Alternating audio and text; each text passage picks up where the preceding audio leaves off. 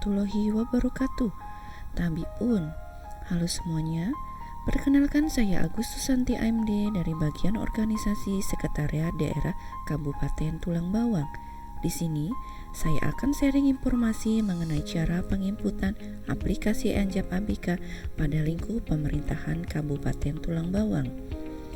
Aplikasi Anjap ABK Kementerian Dalam Negeri berpedoman pada Permenpan RB nomor 1 tahun 2020 tentang pedoman analisis jabatan dan analisis beban kerja. Untuk struktur organisasi, ikhtiar tugas, dan uraian tugas dapat dilihat pada Peraturan Bupati tentang kedudukan, struktur organisasi, tugas, fungsi, dan tata kerja masing-masing perangkat daerah. Untuk jabatan pelaksana dapat dilihat pada Permenpan RB nomor 41 tahun 2018 tentang nomenklatur jabatan pelaksana bagi pegawai negeri sipil di lingkungan instansi pemerintah.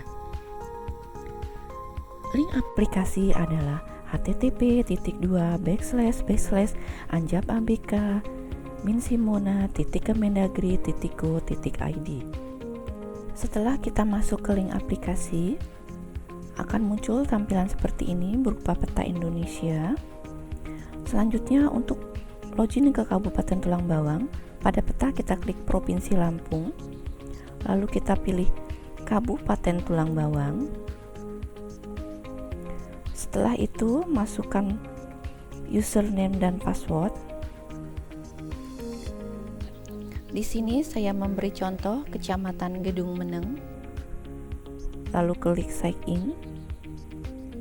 Selanjutnya akan muncul tampilan awal aplikasi yang berisi tentang ada prestasi kerja, jumlah pegawai, lalu ada 5 menu dashboard, sub-user Anjap ABK, dan laporan. Juga terdapat tentang alur entry data. Tahap selanjutnya, kita akan menginputkan data jabatan yang ada pada struktur organisasi.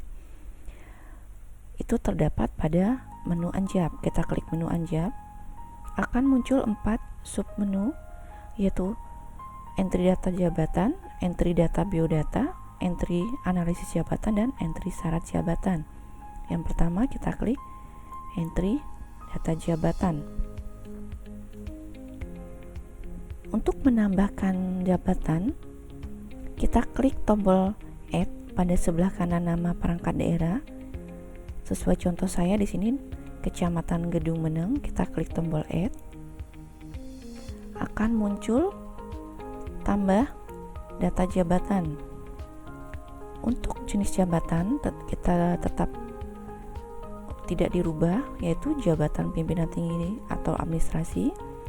Pilih jabatan, kita pilih camat, lalu pilih eselon yang sesuai. Untuk kode jabatan ini tidak kita rubah, sudah otomatis dari sistem. Nama unit kerja dan nama jabatan yaitu camat, bisa kita tambahkan Camat Gedung Meneng, lalu klik simpan. Data berhasil disimpan. Sudah muncul Camat Gedung Meneng. Selanjutnya, untuk menambahkan data jabatan di bawah camat, yaitu sekretaris kecamatan dan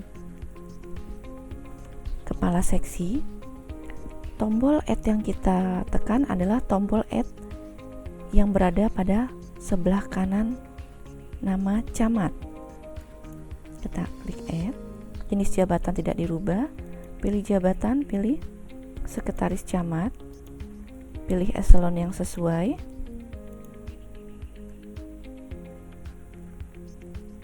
nama unit kerja sekretaris, nama jabatan bisa kita sesuaikan, sekretaris kecamatan, lalu klik simpan. Untuk melihat hasilnya, kita klik lagi tombol expand. Berhasil kita tambahkan. Kalau kita ingin menambahkan kepala subbagian, berarti itu di bawah sekretaris kecamatan, kita klik tombol add-nya pada sekretaris kecamatan. Pilih jabatannya, kita isi kepala subbagian. Kita pilih eselon yang sesuai.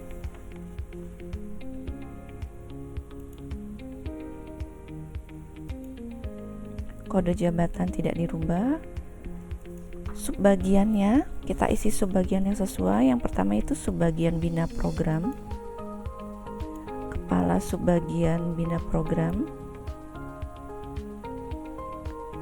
Ini nanti diketik ya. Ini sudah muncul karena sebelumnya saya sudah pernah menginput di aplikasi ini. Lalu klik simpan.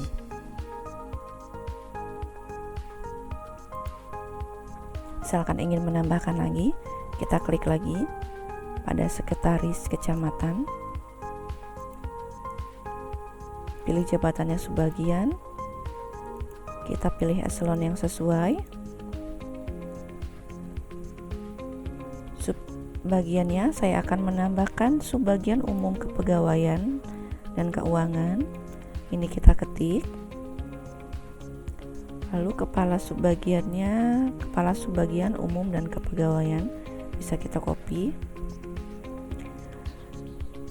Untuk nama unit kerja, misalkan ini subbagian, ini tanpa depannya tanpa kepala, hanya subbagian saja. Kalau nama jabatan di depannya menggunakan tambahan kepala, lalu klik simpan.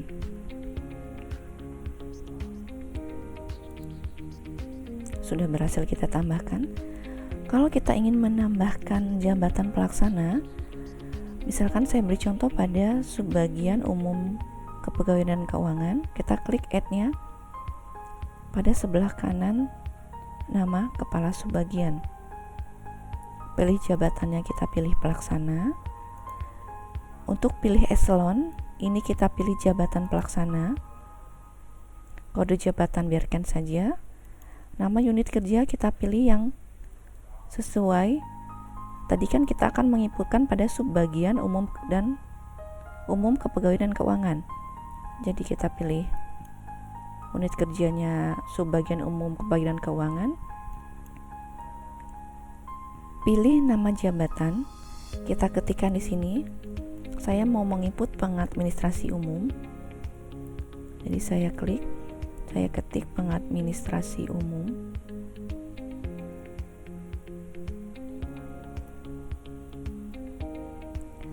Untuk jabatan yang ada pada kolom pelaksana ini, kita hanya memilih.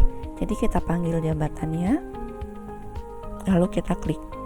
Jangan diketik secara manual, karena data nama jabatan yang ada pada jabatan pelaksana ini harus sesuai dengan Permen Pan RB nomor 41 tahun 2018.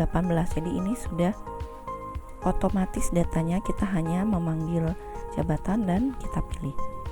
Ini nama unit kerjanya kita sesuaikan lagi, subbagian umum kepegawaian, lalu kita klik simpan.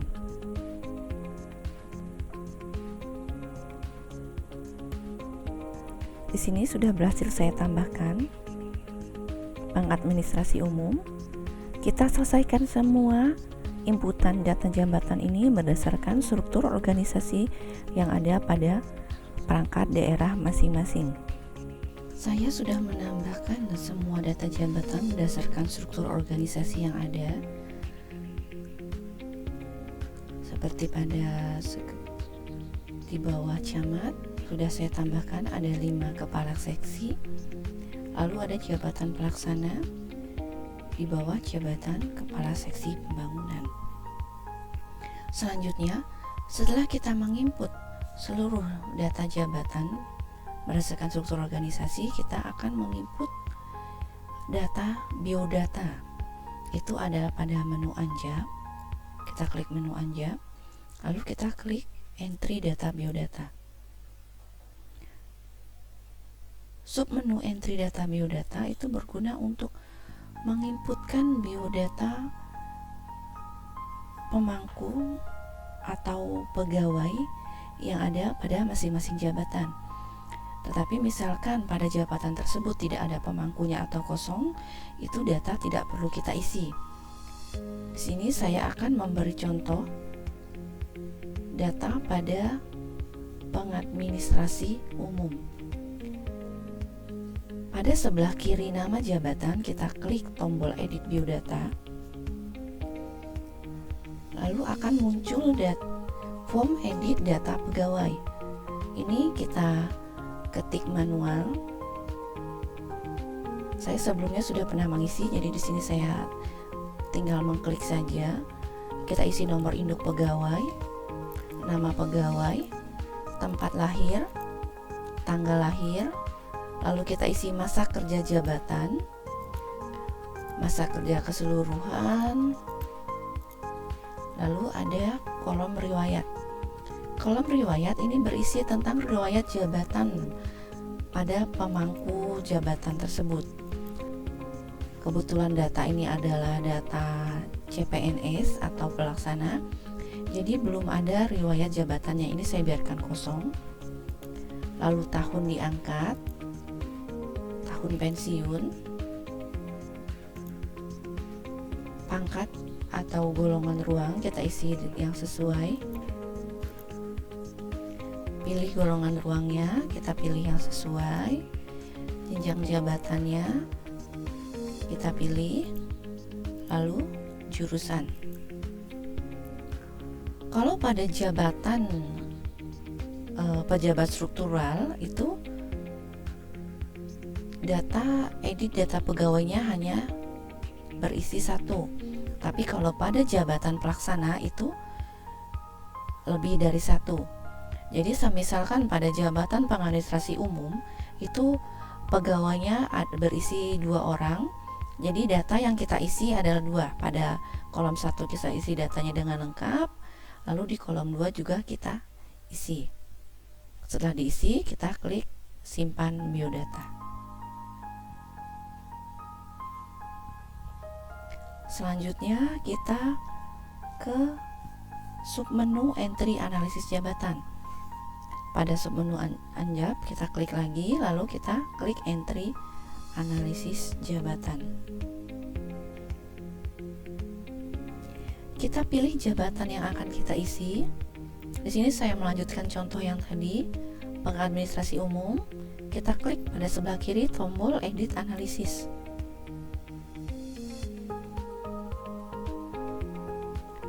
Ini formnya. Kalau ikhtiar tugasnya sudah terisi, kita cek saja. Kalau sudah sesuai, tidak perlu kita edit.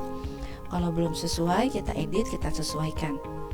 Untuk pada kolom objek kerja, kita bisa ketik huruf A, lalu akan muncul pilihan. Kita klik pilihan yang sesuai. Untuk pengadministrasi umum, saya pilih surat atau dokumen kantor. Ini pilihannya bisa lebih dari satu ya. Lalu selanjutnya saya pilih data dan informasi. Selanjutnya kita akan mengisi kolom uraian tugas. Untuk menambahnya, pertama kita klik tombol ini, tambah uraian tugas, kita klik. Akan muncul form seperti ini. Kita isikan uraian tugasnya sesuai dengan jabatan masing-masing. Untuk langkah kerja bisa kita kosongkan saja. Kita isi hasil kerja, satuannya kita pilih, dokumen, kita isi waktunya dalam hitungan menit, lalu kita isi jumlah. Kalau mau menambahkan lagi, kita klik lagi tombol tambah uraian tugas. Di sini akan muncul lagi form berisi uraian tugas, hasil kerja, satuan, waktu, dan jumlah. Ini kita tambahkan sampai selesai. Misalkan terdapat 7 uraian tugas, berarti kita menambahkan 7 kali. Selanjutnya kita isi kolom tanggung jawab.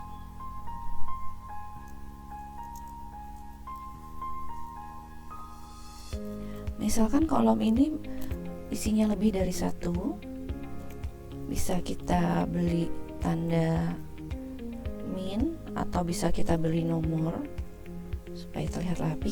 Ini bisa kita enter ke bawah ya. Selanjutnya kita isi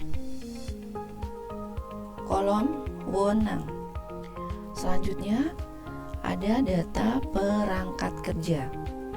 Pada perangkat kerja terdapat beberapa pilihan perangkat kerja yang sudah disediakan oleh aplikasi. Di sini kita hanya memilih perangkat kerja yang sesuai dengan jabatan yang kita isi. Misalkan di sini saya beri contoh perangkat kerja yang akan saya pilih adalah standar operasional prosedur atau SOP. Lalu sebelah kanan ada tombol digunakan dalam tugas. Ini kita isikan dengan uraian tugas. Uraian tugas apa saja yang menggunakan standar operasional prosedur. Kita bisa isi, tidak perlu secara lengkap, hanya kita isi intinya saja pada setiap uraian tugas. Misalkan selain SOP, saya akan memilih peraturan. Kita klik peraturan. Lalu pada kolom digunakan dalam tugasnya sama kita isi. Jika kita sudah selesai memilih perangkat kerja yang sesuai, lalu selanjutnya yaitu ke bahan kerja. Untuk bahan kerja ini cara pengisiannya sama dengan perangkat kerja. Kita pilih bahan kerja yang sesuai. Misalkan saya memilih pada surat masuk. Kita klik surat masuk, itu digunakan pada uraian tugas yang mana saja. Lalu kita pilih semua yang sesuai, dan jangan lupa pada kolom penggunaan tugasnya diisi dengan uraian tugas yang sesuai. Selanjutnya korelasi jabatan. Ini korelasi jabatan pada jabatan pelaksana umum. Kita ketik manual di sini. Dalam hal kita isi koordinasi, konsultasi dan pelaporan. Ini kita ketik manualnya nanti. Unit kerjanya kita isi Kecamatan Gedung Meneng. Lalu untuk menambahkan korelasi jabatan, pada sebelah bawah ini ada tombol tambah korelasi. Kita klik tombolnya. Lalu kita, kalau misalkan masih ada lagi, kita klik lagi tambah korelasi. Selanjutnya ada kolom risiko bahaya. Kalau misalkan ada, kita klik bahaya fisiknya berupa apa, lalu penyebabnya disebabkan oleh apa.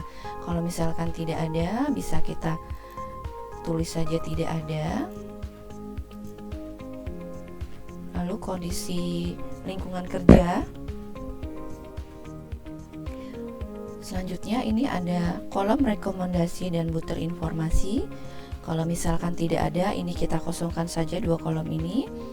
Selanjutnya kelas jabatan. Kelas jabatan ini dipilih, diisi dengan kelas jabatan yang sesuai. Bisa dilihat pada peraturan bupati yang berlaku. Di sini pengadministrasi umum, saya pilih kelas 5. Lalu selanjutnya kita klik simpan analisis.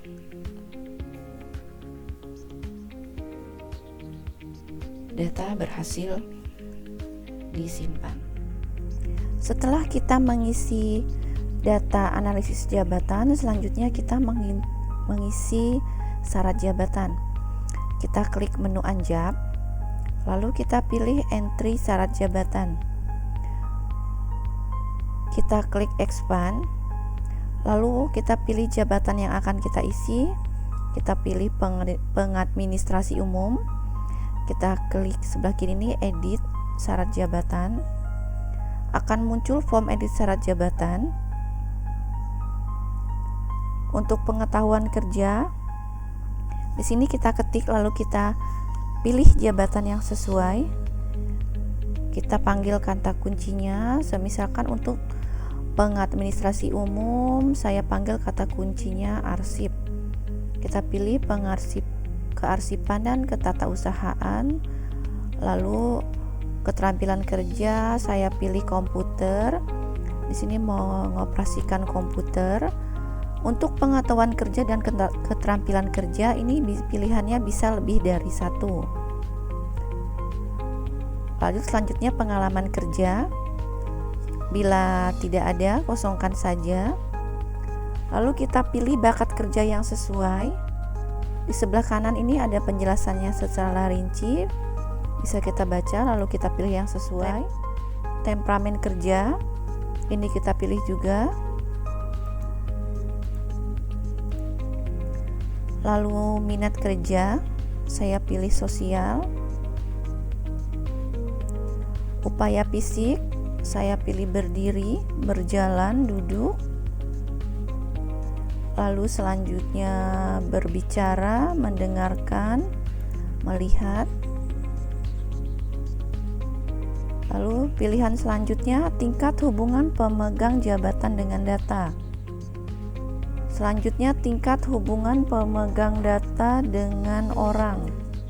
Selanjutnya tingkat hubungan pemegang jabatan dengan benda. Lalu kita isi pangkat golongan ruang. Saya pilih ini 2A. Ini untuk pangkat dan golongan ruang, ini diisi pangkat dan golongan ruang minimal untuk jabatan yang kita isi. Jadi bukan pangkat atau golongan ruang dari pegawai atau pemangku jabatan tersebut. Jenjang minimal kita isi. Untuk kita isi jurusannya. Pelatihan fungsional. Kalau tidak ada, kosongkan saja. Begitu juga pelatihan teknis. Lalu jenis kelamin. Kalau tidak ada ketentuan laki-laki dan perempuan, kita pilih keduanya, laki-laki atau perempuan. Untuk umur, tinggi badan, berat badan, postur badan dan penampilan. Bila tidak ada kriteria khusus untuk jabatan tersebut, bisa kita kosongkan saja. Selanjutnya kita pilih simpan data. Data berhasil disimpan. Sub-user ini berguna untuk menambahkan user. Jadi kita bisa memilih satu perangkat daerah bisa memiliki lebih dari satu user. Jadi bisa mempercepat proses penginputan. Ini sebelumnya sudah pernah saya tambahkan ya. Kita klik tombol di sini, tambah sub-user, isi email address-nya. Lalu username saya beri contoh tes1, lalu kita isi passwordnya. Nah, kuncinya di sini dipilih jabatan. Jadi kalau untuk sub user ini hanya bisa mengisi data pada bagian atau seksi yang dipilih. Jadi misalkan saya memilih pada seksi kepala seksi pemerintahan. Jadi sub user ini hanya bisa mengisi data pada jabatan yang di bawah seksi pemerintahan. Dia tidak bisa mengisi pada jabatan yang di bawah kepala seksi yang lain, tapi hanya bisa melihat saja ada jabatan apa saja, tapi tidak bisa mengisi, tidak bisa mengedit. Saya pilih kepala seksi pemerintahan, lalu kita klik simpan. Data berhasil disimpan. Sini saya sudah ada dua contoh. Selanjutnya kita ke menu ABK. Kita klik menu ABK. Untuk memilih jabatan yang akan kita input, sama kita klik lagi tombol expand-nya. Lalu kita pilih jabatan tadi yang sudah kita inputkan, pengadministrasi umum. Kita klik edit beban kerja. Di sini muncul formnya, beban kerja, nama jabatan, pengadministrasi umum. Jumlah pegawai yang ada. Jumlah pegawai yang ada ini diisi dengan pegawai yang ada pada jabatan tersebut. Semisalkan jabatan tersebut kosong atau tidak ada pemangkunya, ini tidak perlu kita isi. Kalau ada kita isi 1. Tapi kalau khusus untuk jabatan pelaksana itu bisa lebih dari 1 orang. Misalkan di jabatan pelaksana pengadministrasi umum ini ada 2, di sini saya isi 2. Tapi karena tadi kita contohnya 1, di sini saya isi 1. Sampai muncul juga angka 1 pada kolom di bawah pada tabel komposisi dan persediaan pegawai. Muncul 1. Lalu kita pilih pendekatan perhitungan. Ini kita klik, kita pilih tugas per tugas. Tunggu sebentar ya proses. Nah, ini muncul uraian tugas atau langkah kerja yang sudah kita input tadi di submenu entry analisis jabatan. Saya tadi sudah mengisi lengkap 6 uraian tugas. Sini sudah lengkap 6, di sini ada outputnya, ada waktu dan jumlah hasil atau jumlah output. Kita pilih di sini. Kita pilih di waktu kerja efektif. Kita klik, pilih tahunan. Semuanya kita pilih tahunan di setiap uraian tugas, jangan sampai ada yang tertinggal. Setelah kita pilih tahunan, di sini akan muncul nilainya. Di bagian bawah itu ada total pegawai yang dibutuhkan versi Menpan BKN dan versi Kemendagri. Di sini nilainya 1 sudah sesuai karena jumlah pegawai yang dibutuhkan memang hanya 1 dan jumlah pegawai yang ada 1, jadi sudah sesuai. Selanjutnya kita klik simpan beban kerja. Data sudah berhasil kita simpan. Selanjutnya saya akan menjelaskan untuk menghapus data. Misalkan kita salah menginputkan jabatan, kita bisa langsung menghapus data secara keseluruhan. Itu kita klik lagi menu anjab, lalu masuk ke entry data jabatan. Misalkan sebelumnya saya salah menginput, seharusnya saya tidak menginput untuk jabatan pelaksana analisis program pembangunan. Di sini ada 2 tombol, edit dan hapus. Kita klik tombol hapus. Lalu akan muncul pesan seperti ini. Bila kita yakin ingin menghapus datanya, kita pilih yes, delete it. Kita klik. Data berhasil dihapus. Kita cek di bawah kepala seksi pembangunan sudah tidak ada lagi pelaksana. Selanjutnya kita ke menu laporan. Pada menu laporan terdapat 3 pilihan submenu, yaitu analisis jabatan, analisis beban kerja, dan peta jabatan. Kita ke submenu analisis jabatan dulu. Di sini akan muncul nama-nama jabatan apa saja yang ada pada perangkat daerah, yaitu Kecamatan Gedung Meneng. Di sebelah kiri ada tombol cetak. Tadi yang sudah kita isi adalah pengadministrasi umum. Kita klik tombol cetak. Di sini ada 2 pilihan. Berdasarkan Permenpan atau Permenpan hasil. Saya pilih salah satu sebagai contoh ya, saya klik Permenpan. Tampilan laporan yang sudah kita isi tadi. Kita lihat ke bawah, sudah lengkap semuanya. Ini ada uraian tugasnya, sudah ada nilai, hasil kerja, bahan kerja, perangkat kerja, tanggung jawab wewenang, korelasi jabatan, kondisi lingkungan, resiko bahaya, lalu syarat jabatan sudah terisi semua, sudah lengkap. Ini laporan ini bisa kita download, bisa pada bagian atas sebelah kanan ada tanda panah ke bawah. Kita bisa klik ini, ada tulisan download. Setelah menu analisis jabatan, kita ke menu laporan analisis beban kerja.